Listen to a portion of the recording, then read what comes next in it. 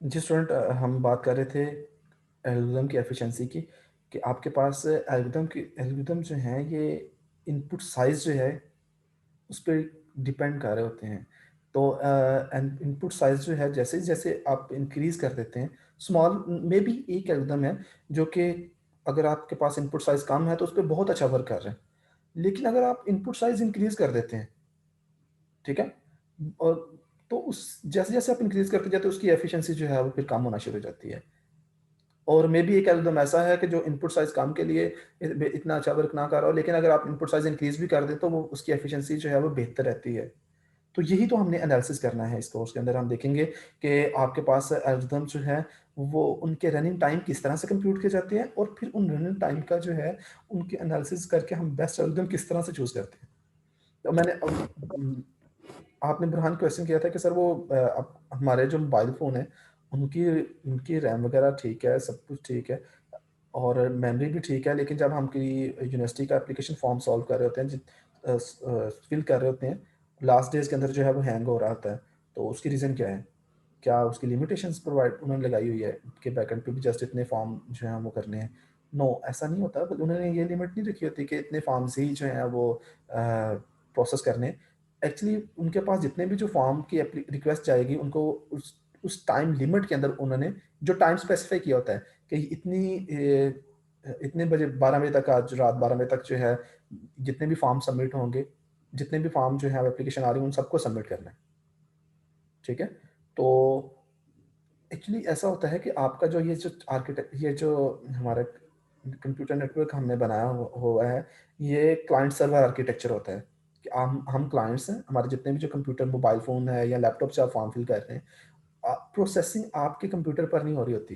Processing हो रही होती है मेन सर्वर जो है, जो यूनिवर्सिटी के जो सर्वर है, जहाँ पर वो अपने एप्लीकेशन जो है वो अपनी यूनिवर्सिटी का मैनेजमेंट सिस्टम पड़ा हुआ है और वो रन हो रहा है। तो वो जब आपके पास जब एक टाइम पे मैनी रिक्वेस्ट चले जाएँगे उसके पास, तो वहाँ पर वो जो उसका जो ऑपरेटिंग सिस्टम होता है सर्वर का, वो उसकी जॉब स्केड्यूलिंग कर देता है कि ये ये फॉर्म्स जो हैं, जो पहले फॉर्म आए हैं, इनको मैंने फर्स्ट कम फर्स्ट सर्व के अकॉर्डिंगली जो है, इनको मैंने इस टाइम पे इतना टाइम इसको देना है, इस फॉर्म को कंप्लीट करने के लिए इतना टाइम इसको देना है, इतना टाइम इसको देना है।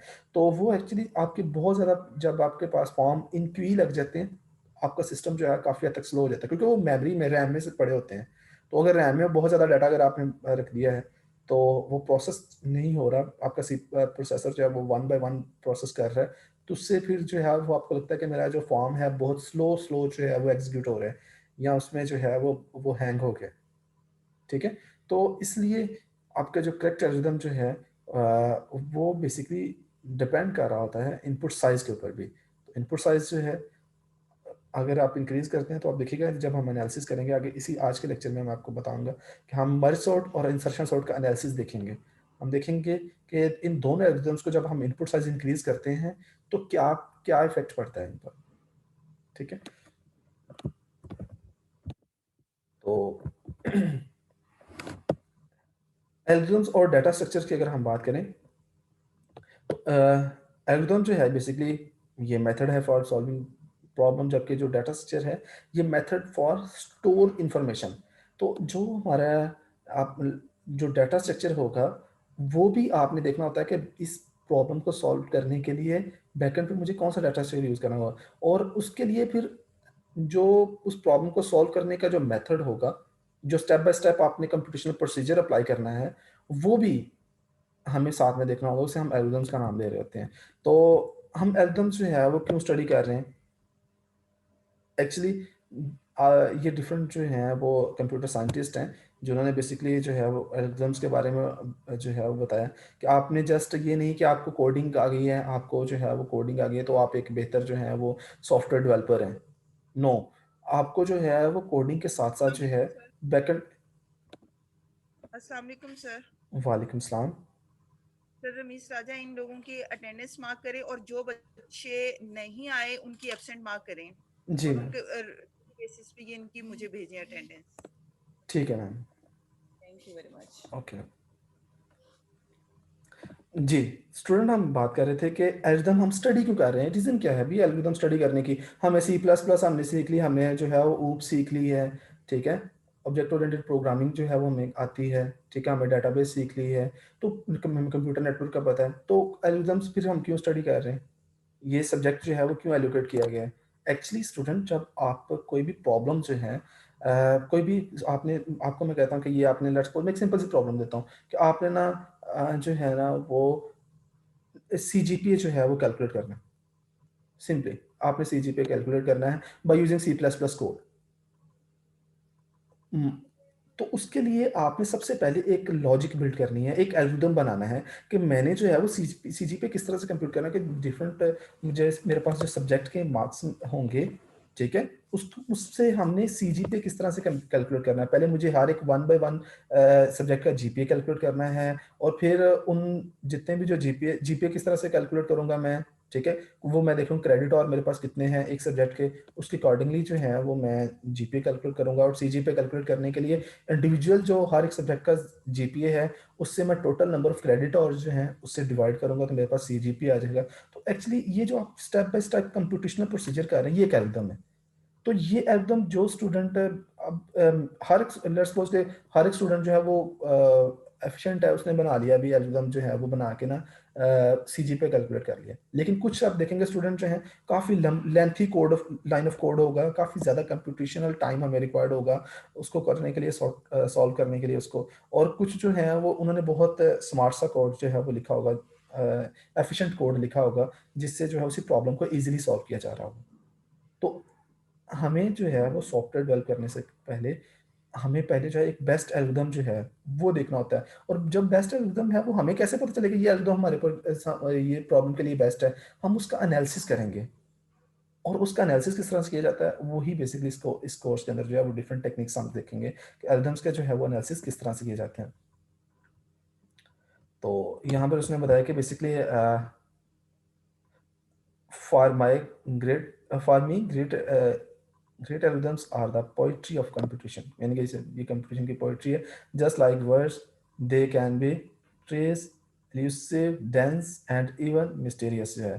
तो वो complete जो है उसको एक poetry से वो देता है कि जैसे आपको जो है वो एक एक जो अगर आपके पास कोई भी जो है वो म्यूजिक है आप ठीक है ठीक है पोइट्री वगैरह है तो उसके लिए आपको जो है वो उसके लिए डिफरेंट टाइप के जो है वो आपने जो है लिरिक्स वगैरह लिखे होते हैं ऐसे ही आपने प्रॉब्लम को सॉल्व करने के लिए कंप्यूटर साइंस के अंदर जो है वो भी इसी तरह से आपने एल्गोरिथम्स जो हैं वो उसमें स्टेप बाय स्टेप आपने जो है वो चीज़ें मेंशन करनी होती हैं तो and the must be seen to be believed algorithm जो भी आप लिख एल्गोरिथम जो भी आप बनाएं उस वो रियलिटी बेस्ड हो मीनिंग उसको आप इम्प्लीमेंट कर सकें ये ना हो कि वो आपने एक एल्गोरिथम बना दिया इस प्रॉब्लम को सॉल्व करने के लिए ऐसे ऐसे मैंने स्टेप बाय स्टेप सॉल्व करना है ओके हो गया तो एल्गोरिथम ये चीज़ नहीं है एल्गोरिथम ये है कि जो आपने स्टेप बाय स्टेप उसकी लॉजिक बिल्ड की है उसको आप फिजिकली बाद में इम्प्लीमेंट भी कर सकें रियल रियल लाइफ में उसको इम्प्लीमेंट भी कर सकें फिर ये काफ़ी ज़्यादा आपको मोटिवेट करेगा ये कोड जो है ये लिनक्स का जो है वो क्रिएटर है लिनक्स एक ऑपरेटिंग सिस्टम है बहुत फेमस ऑपरेटिंग सिस्टम है तो लिनियस ट्रेवलर तो ये क्या कहता है कहता है कि I will in fact claim that the difference between a bad programmer and a good one is whether he considers his course to his data structure more important कहता है कि एक जो आपके पास जो एक बैड प्रोग्रामर और एक गुड प्रोग्रामर में क्या डिफरेंस है अकॉर्डिंग टू द लिनक्स का जो क्रिएटर है लिनक्स ऑपरेटिंग सिस्टम के क्रिएटर कहता है कि bad programmer worry about the code उसी कोड की टेंशन होती है लेकिन good programmer worry about the data structure and their relationship mean के एल्गोरिथम कि वो उसके डाटा स्ट्रक्चर के बारे में सोच रहा होता है कि इसके लिए मैंने इस प्रॉब्लम को सॉल्व करने के लिए डाटा स्ट्रक्चर कौन सा यूज़ करना है और इसके लिए एल्गोरिथम मैंने कौन सा यूज़ करना है लेकिन जो एक बैड प्रोग्रामर है वो जस्ट कोड पे उसका फोकस होता है ठीक है तो एक्चुअली आपका जो कोई भी जो प्रोग्राम है जो आप कोई सॉफ्टवेयर डेवलप करते हैं वो न्यूक्लियस विर्थ ने कहा कि वो बेसिकली एक जो प्रोग्राम है वो दो चीज़ों का कॉम्बिनेशन है एल्गोरिथम प्लस डाटा स्ट्रक्चर तो एल्गोरिथम और डाटा स्ट्रक्चर जो है वो कंबाइनली आपके जो है वो मिलके एक आपका बना रहे होते हैं प्रोग्राम जो है तो इसलिए स्टूडेंट हमारे जो जस्ट आपका कोड आपको नहीं रिक्वायर्ड बल्कि आपको जो है कोड के साथ साथ जो है वो आपको एल्गोरिदम भी देखने होंगे, क्योंकि एल्गोरिदम्स जो हैं वो, अगर एल्गोरिदम्स के बारे में अगर बेहतर अंडरस्टैंडिंग होगी, उसका आपने एनालिसिस किया होगा, देन जो है वो फिर आप बेहतर जो है वो कोड कर सकते हैं, और आप प्रॉब्लम को सॉल्व करने के लिए बेहतर जो है वो सॉफ्टवेयर डेवलप कर सकते हैं। ओके स्टूडेंट, अब हम ना एनालिसिस करते हैं वो दो एक इंसर्शन सॉर्ट की एग्जांपल मैं आपको सामने यहाँ रिप्रेजेंट करने लगा हूँ, और एक जो है वो मर्ज सॉर्ट। तो इंसर्शन सॉर्ट और मर्ज सॉर्ट के जो एल्गोरिदम है उनके रनिंग टाइम मेंशन है, ये कितना रनिंग टाइम है। तो हमने अगर जो है वो कंप्यूट करना है, उनके एनालिसिस करना है, देखना है कि अगर रन टाइम, अगर हम इनपुट साइज इंक्रीज कर दें तो इन एल्गोरिदम्स की एफिशिएंसी पे क्या इफेक्ट पड़ता है।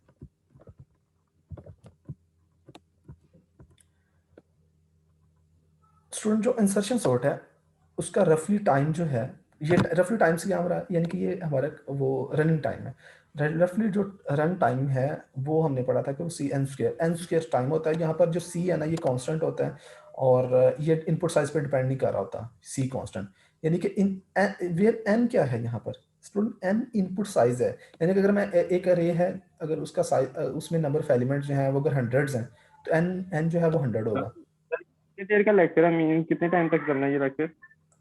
इसको जो है मैं ये टॉपिक कंप्लीट करवा दूं यार, ठीक है, वो टाइम नहीं, से मुझे वैसे कितने कंसर्न। टाइम का कहा भाई यूनिवर्सिटी वालों ने? यूनिवर्सिटी की तरफ से तो जो है वो उन्होंने कहा था कि आप 45 मिनट्स में ही करवाएं बच्चों का काम।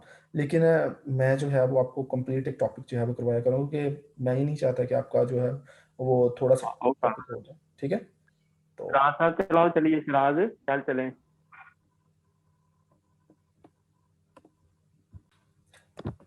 ये स्टूडेंट, तो इंसर्शन सार्ट का जो रनिंग टाइम होता है वो आपका सी एन स्क्वेयर है, where C is the constant. यानी कि ये इनपुट साइज पर, और एन क्या है, इनपुट साइज, जिसको आपके इंसर्शन सॉर्ट के एल्गोरिथम ने प्रोसेस करके और उसको जो है अब डाटा को सॉर्ट करना है।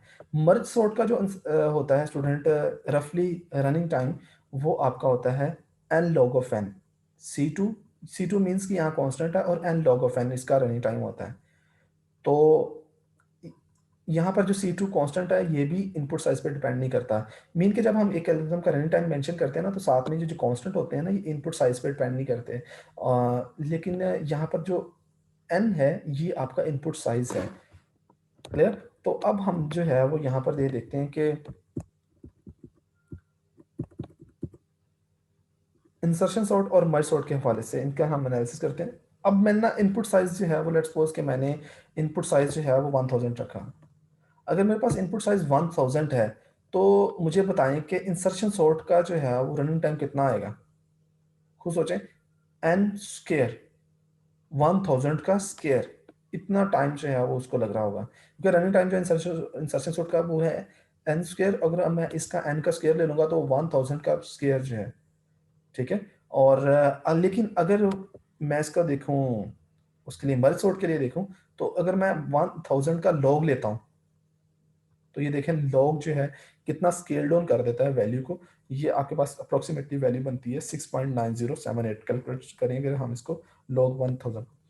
तो इस तरह से अगर मैं इनपुट साइज और इंक्रीज कर दूं, लेट्स सपोज एन मैंने कर दिया 1 मिलियन, यानी 10 की पावर 6। तो अगर मैं 1 मिलियन कर देता हूँ, तो अगर इसको मैं लॉग कंप्यूट करूँ तो ये आपके पास बनता है 13.815। तो देख रहे हैं कि लॉग जो है वो कितना जो है वो आपके जो वैल्यू होती है उसको स्केल डाउन कर देता है। ठीक है, बहुत कम वैल्यूज जो है वो आती हैं। तो अब जो एनालिसिस ऑफ एल्गोरिथम से मुराद ये है कि theoretical study of computer program performance and resource uses. तो ये आपको एक एग्जैक्ट डेफिनेशन आपने याद रखनी है कि कंप्यूटर प्रोग्राम की परफॉर्मेंस और उसके रिसोर्स यूजेज की थ्योरेटिकल स्टडी को हम एनालिसिस ऑफ एल्गोरिथम का नाम देते हैं। क्लियर है? क्या कंप्यूटर की परफॉर्मेंस हम किस तरह से देखेंगे और उसके रिसोर्सेज के यूजेस हमने किस तरह से देखना है, उसकी हम एक थ्योरेटिकल स्टडी करेंगे, उसे हम एनालिसिस ऑफ एल्गोरिथम का नाम देते हैं। तो हम बेसिकली वही स्टडी कर रहे हैं। उससे पहले मैं जस्ट आपको थोड़ी सी अंडरस्टैंडिंग करवा दूं मिलियन और बिलियन के हवाले से। बेसिकली मिलियन जो है ये आपका 10 लाख होते हैं, 10 की पावर 6। और जो 10 मिलियंस या 1 करोड़ जो है वो आपके पास 10 की पावर 7 होते हैं। और बिलियन जो है, जिसे हम 100 करोड़ का नाम देते हैं, 1 अरब, ये आपके पास 10 की पावर 9 है।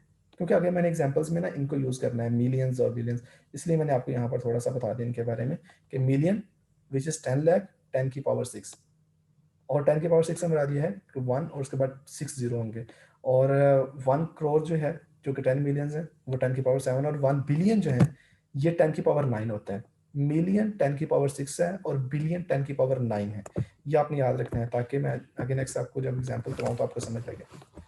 ओके, इंसर्शन सॉर्ट और मर्ज सॉर्ट का हम एनालिसिस करते हैं। हम कहते हैं कि आपके पास ना एक फास्टर कंप्यूटर है, उसका हार्ड उसमें ना रैम भी जो है वो लेट्स सपोज 8 GB लगी हुई है, प्रोसेसर भी बहुत अच्छा है, ठीक है, हार्ड डिस्क भी उसकी बड़ी उसकी ठीक है, कंप्यूटर एक अच्छा कंप्यूटर है, फास्ट कंप्यूटर है। उस पे हम मैंने जो है उसे मैंने एक कंप्यूटर ए का नाम दे दिया और उस पे मैंने इंसर्शन सॉर्ट जो है वो रन कर दी। एक कंप्यूटर है स्लोअर कंप्यूटर, उसकी रैम भी कम है, लेट्स सपोज कि उसकी रैम जो है वो उससे हाफ है, वो अगर कंप्यूटर ए जो है लेट्स सपोज वो 8 GB है तो ये इसकी रैम जो है 4 GB है, ठीक है, प्रोसेसर भी जनरेशन जो है वो भी कम है। तो इस पे मैंने रन कर दिया मर्ज सॉर्ट, फास्टर कंप्यूटर पे मैंने रन किया इंसर्शन सॉर्ट, स्लोअर कंप्यूटर पे मैंने रन कर दिया मर्ज सॉर्ट। अब दे ईच मस्ट सॉर्ट एन अरे ऑफ 1 मिलियन, मैंने ना एक अरे ली जिसके अंदर जो है 1 मिलियन डाटा जो है वो पड़ा हुआ, ठीक है, नंबर्स हैं, 1 मिलियन नंबर्स हैं जिनको मैंने सॉर्ट करना है। 1 मिलियन नंबर्स की अरे मैंने दे दी कंप्यूटर ए को भी, 1 मिलियन नंबर की अरे मैंने दे दी कंप्यूटर बी को भी। तो suppose that computer A execute 1 billion instructions पर सेकेंड। कंप्यूटर ए जो है वो फास्टर कंप्यूटर है, वो 1 बिलियन इंस्ट्रक्शन एक सेकंड के अंदर प्रोसेस कर सकता है, ये उसकी कैपेसिटी है कंप्यूटर ए की। और इसी तरह से कंप्यूटर जो बी है वो एग्जीक्यूट कर सकता है ओनली 10 मिलियन, यानी 10 की पावर 7 इंस्ट्रक्शंस पर सेकंड, इतनी इंस्ट्रक्शन वो एग्जीक्यूट कर सकता है। अब हम इसका मतलब है कि इन दोनों कंप्यूटर्स की यहाँ पर ये सारा बताने का मकसद ये है ताकि आपको ये पता चल जाए कि हार्डवेयर के लिहाज से कंप्यूटर जो ए है ये बेस्ट है और कंप्यूटर बी जो है वो स्लो है।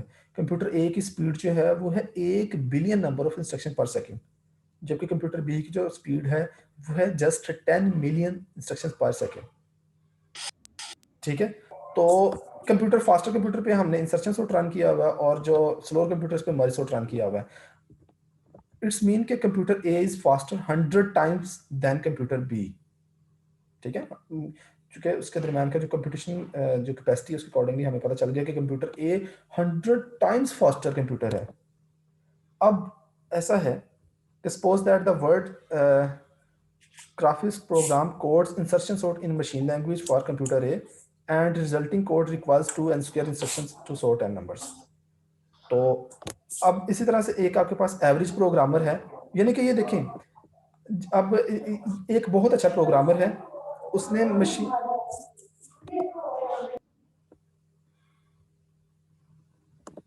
स्टूडेंट अपने माइक म्यूट रखें जरा, इसको अंडरस्टैंड कर लें, ये बहुत आपका बेसिक कॉन्सेप्ट, इसको आपको समझ लग जाएगा कि हम एनालिसिस क्यों कर रहे होते हैं।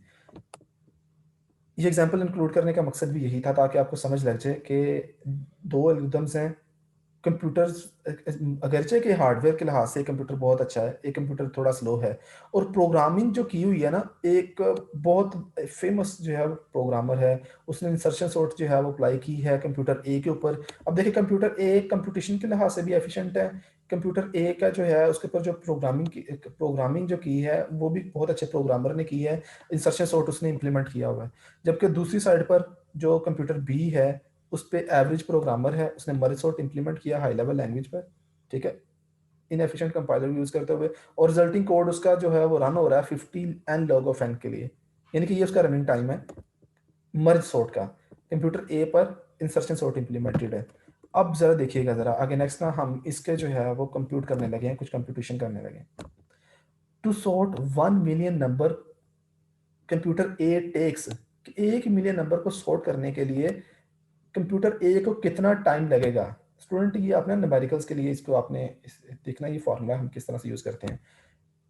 इसमें हम सबसे टॉप ऊपर लिखते हैं उस एल्गोरिथम के लिए जो रनिंग टाइम आपने कंप्यूट किया हुआ है वो है 2n² इंसर्शन सॉर्ट का, डिवाइडेड बाय कितने नंबर ऑफ इंस्ट्रक्शंस वो पर सेकंड में एग्जीक्यूट कर सकता है।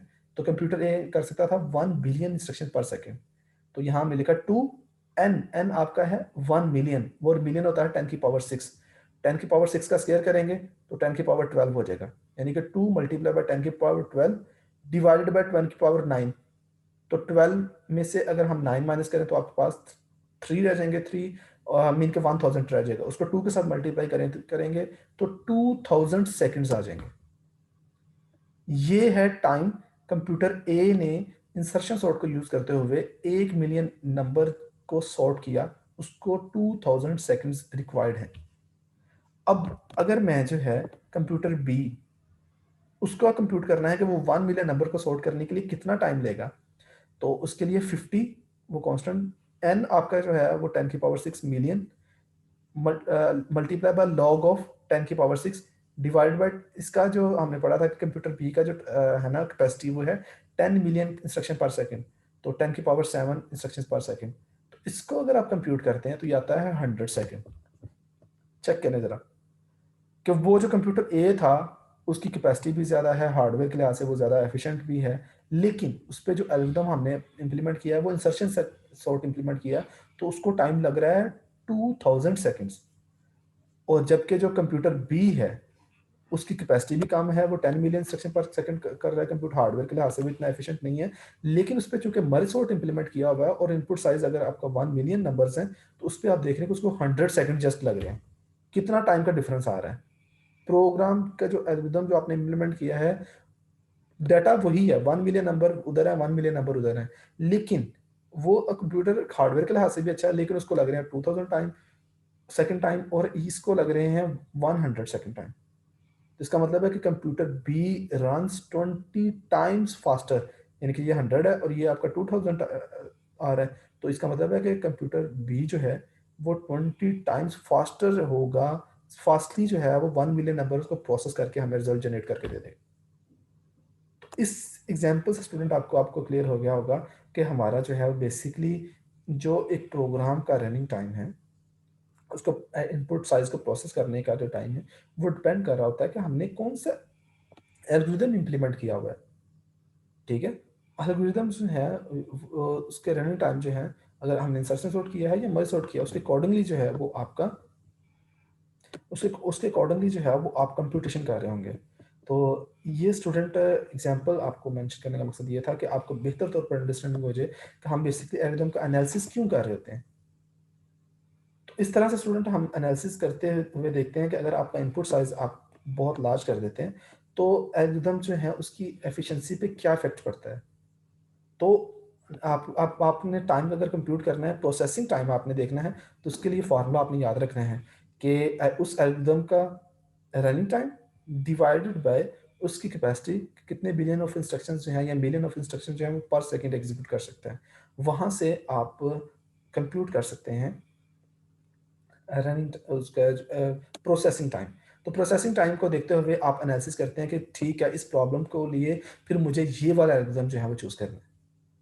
ठीक है, क्योंकि आपने देखना होगा कि मैंने जो एल्गोरिथम ये इंप्लीमेंट करना है, ये एल्गोरिथम जो है कितने आगे फर्दर जो है वो डाटा को प्रोसेस कर रहा होगा, मेरे पास इनपुट साइज कितना हो सकता है, उसके अकॉर्डिंगली फिर आप स्टूडेंट वहाँ पर जो है इस एल्गोरिथम को इंप्लीमेंट कर रहे होंगे।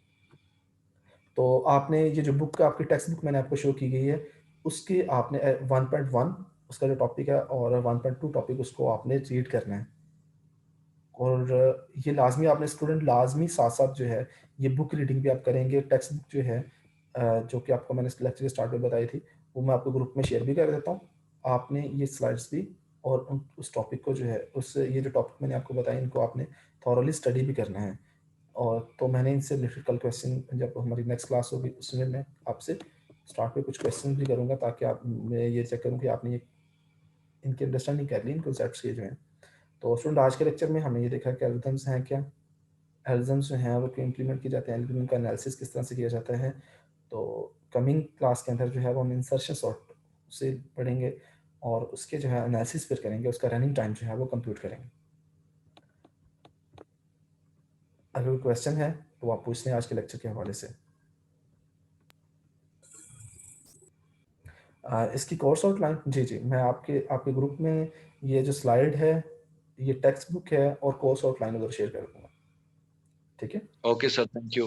ओके स्टूडेंट, टेक केयर, अल्लाह हाफिज़।